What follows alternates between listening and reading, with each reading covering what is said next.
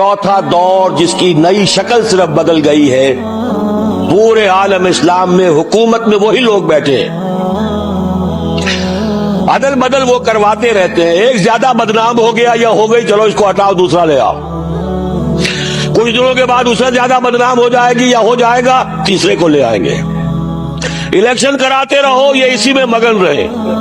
Election ممبری کرسی صدارت بنائے، خوب آزادی نے پھندے، اٹھا کر پھینک دو باہر گلی میں، نئی تہذیب کے انڈے ہیں گندے، یہ اقبال کہہ کے گیا ہے۔ لیکن لگائے رکھو، انہیں کرکٹ کے میچ میں الجھائے رکھو، دیکھتے رہے صبح سے شام تک بیٹھے ہوئے، انہیں پتہ ہی نہ چلے کون ہمارا خون چوس رہا ہے، کتنی جوکیں لگی ہوئی ہیں میرے جسم کے ساتھ اور وہ میرے خون کو چوس رہی ہیں، انہیں پتہ ہی نہ ہو۔ مست رکھو، اقبال نے تو کہا تھا نا، مست رکھو ذکر و فکر صبح گائی میں اسے، اس سے کہیں زیادہ لذت جو ہے اب وہ میچ دیکھنے میں آ رہی ہے۔ لگاؤ ان کو، طرح طرح کے نام سے جو ہے جوئے کے اندر لگاؤ۔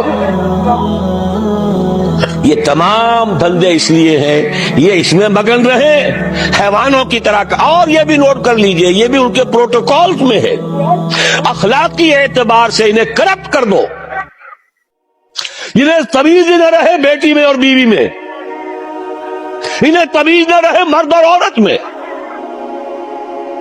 حیوان، بالکل حیوان بنا دو۔ انسانیت کہیں رہ گئی تو کسی اور بغاوت کا اندیشہ ہے۔ عورت کو باہر نکالو گھر سے، اسے شمع محفل بناؤ، اسے ہتھیاروں، اسے اشتہاروں کا موضوع بناؤ۔ موٹر سائیکل کا اشتہار ہے تو عورت، چائے کا اشتہار ہے تو عورت۔ یہ سارے کھیل یوں ہی نہیں ہو رہے، protocols of the elders of the Zion 1897 کے ان کا ذرا مشاہدہ کیجیے تو معلوم ہو جائے گا جو کچھ ہو